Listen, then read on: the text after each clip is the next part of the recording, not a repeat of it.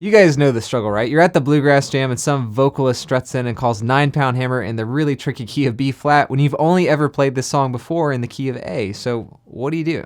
Well, you just give death stares to all the banjo, dobro, and guitar players as they slap on their dirty capos, and you mentally prepare yourself for the onslaught of wrong notes and inner despair that will commence when it comes your turn to take a solo. Well, maybe not exactly, but the struggle is real. What's up, folks? My name's David if you're new here, and in this video, I want to show you how to approach this really common but stressful transposition issue when it comes to a song like 9-Pound Hammer. And as it's generally a bit of a faux pas to use a capo with the mandolin, we're going to have to plan ahead here to learn some of these classic bluegrass singing songs in some different keys, because we're always at the mercy of the vocalist to pick a key that best suits their singing range. So first up here, I'm going to show you how to play a melodic solo for 9-Pound Hammer in the key of A. It goes something like this.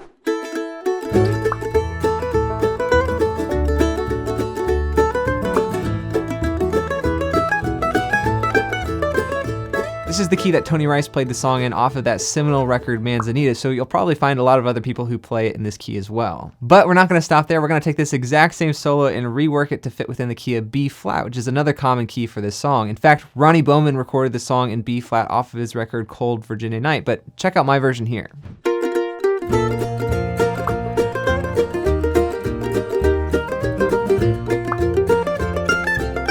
And lastly, good old Bill Monroe played this song in the key of B major, so we're going to take this arrangement up one more fret to see how this sounds in the high and lonesome key of B.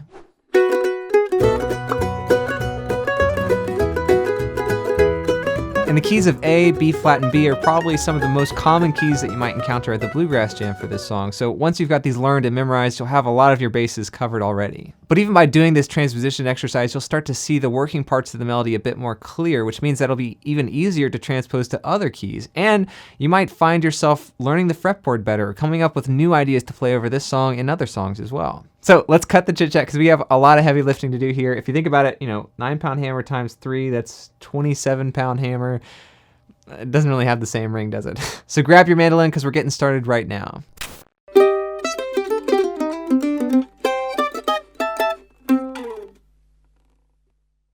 But before we get started on those solos, let's review the chords here. And we only have 3 chords in the song, but I'd recommend using the chop chord shapes when you're playing this at the jam. So to start with in the key of A major, we'll need these 3 chop chord shapes. Here we have A, D, and E.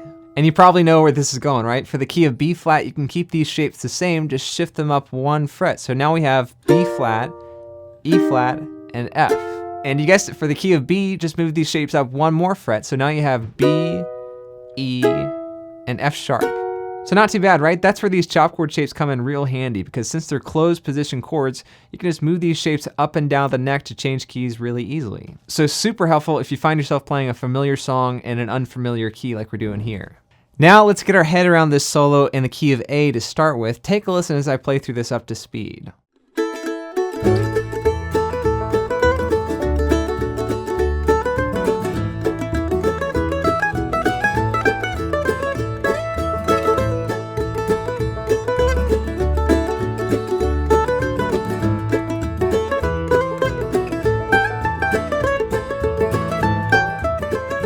So let's break things down here a bit, and first up you'll see that I'm using that open A string quite a lot to flesh out the sound a bit throughout this arrangement. I'm doing this at the beginning in the pickup measure, as well as on the first measure when I'm sliding up from the 4th fret to the 7th fret of my D string. We'll do a similar thing here on the second line when I'm sliding from the 4th to the 7th fret on my A string and letting that open E string ring out a bit. Also over on the D chord, I'm still using that open A string because the A note still fits with your D major chord, so it sounds good here as well. Now this first line is pretty similar to how a vocalist might interpret the melody, but on the second line here, I'm changing things up with this kind of crazy lick, and this lick harkens back to that fiddle kick off of the Manzanita record that I mentioned earlier, but shh, don't tell anyone that I stole it.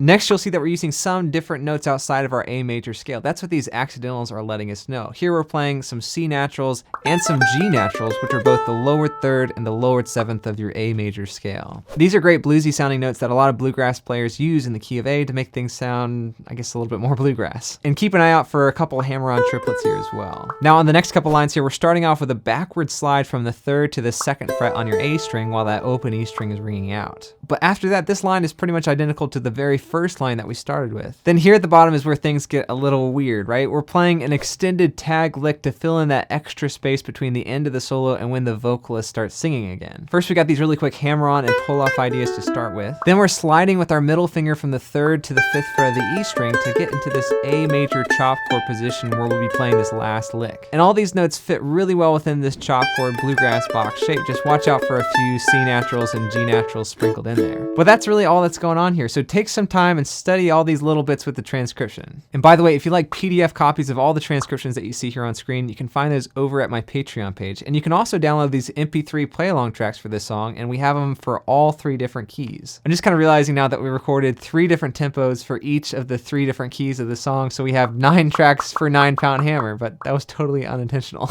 Anyways, you can check out all that stuff at the link above here, but when you're ready, let's try this A major version of the solo a bit slower with the transcription on screen.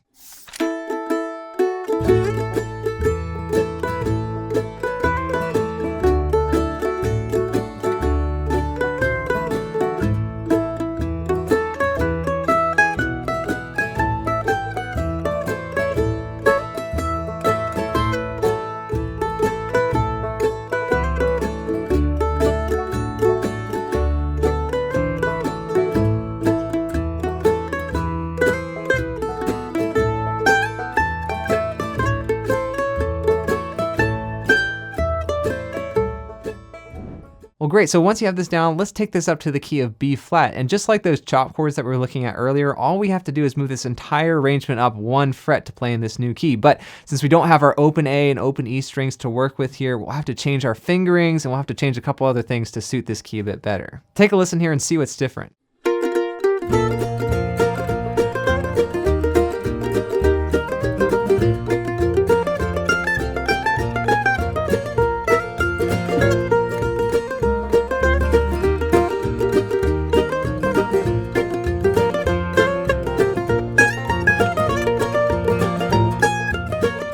So let's break this a bit down too. First off, instead of using that open A string like we did before, we'll have to have our first finger on the 1st fret of the A string to play this B flat note to fit with the new chords that we have. Same idea over that E flat chord here too. Also, we're barring down with our index finger on the 1st fret of the A and E strings here in the first measure just to get a little bit of a bigger sound. And right before that, we're using our open A and open E strings kind of as this incidental starting place for that double stop. And even though the open E string doesn't usually fit within the key of B flat, it works here because we're playing it so quickly and we resolve to that 1st fret, that F natural on the E string. And we'll play that same manzanita lick on the 2nd line here, but now in the key of B flat, the fingerings are all different and it does get a little bit tricky. You'll have to use your 4th finger a little bit too, which I apologize for. Also, same idea with this open E string on the last measure of this line. It's just kind of this incidental embellishment that resolves to the F note on the 1st fret. On the next line here, first measure, we'll have to hold down the F note on the 1st fret of the E string as we make that downward slide with our ring finger now. And then at the very end here, we'll actually play the exact same tag lick that we did before in the key of A, but now we're having to slide our middle finger up to the 6th fret to play the same lick over the B flat chord. But really the fingerings are the same. We've just shifted it up 1 fret to play around that B flat chop chord instead of the A chop chord like before. So take your time digesting all that stuff, and when you're ready, let's try this out a bit slower with the transcription as well.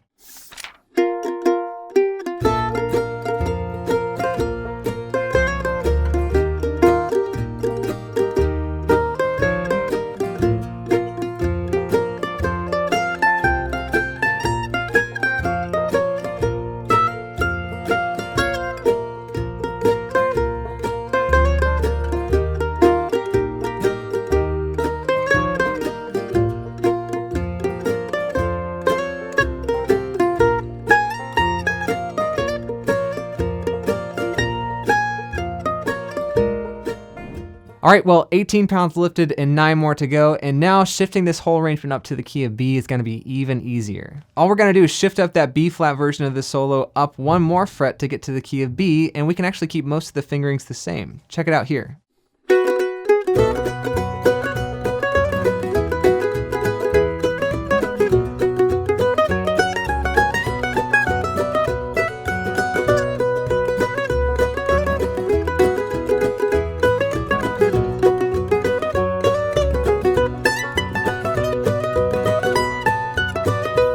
So just a couple nuances here to check out. First, in that very first measure, we still have our open A and our open E string as the starting point to lead into that double stop. Same as it was in the key of B flat, but now we're playing the double stop on the 2nd fret. It's weird here because the key of B doesn't have an A natural in the key signature, so now it's the A string that doesn't fit within our key, but it still has the same effect as it resolves to that B double stop. And now for that tag lick here at the end, we're actually going to slide our middle finger all the way up to the 7th fret to play around this B major chop chord shape.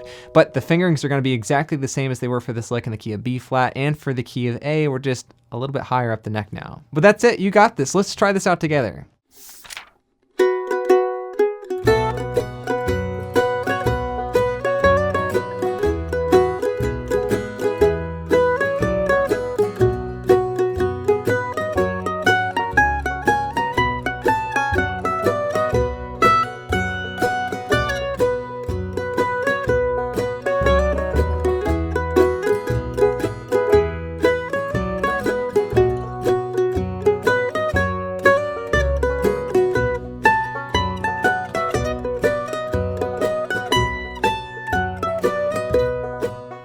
So hopefully just by learning the solo in 3 different keys, you're gonna connect the dots even better. And eventually you're gonna be able to see those patterns between each key so clear that you can do this a lot easier. You might even get pretty comfortable doing this on the fly where you're not spending any time thinking about it in advance. And that's a really good goal to shoot for because who knows what's gonna happen in those jams, right?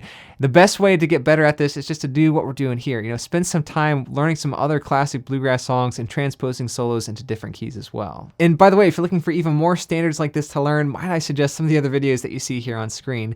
Tons more coming soon. Thanks so much for watching. Thanks for the likes, the subscribes. Join us over on Patreon. Huge shout out to all the patrons who are already there. I'll see you guys in the next one.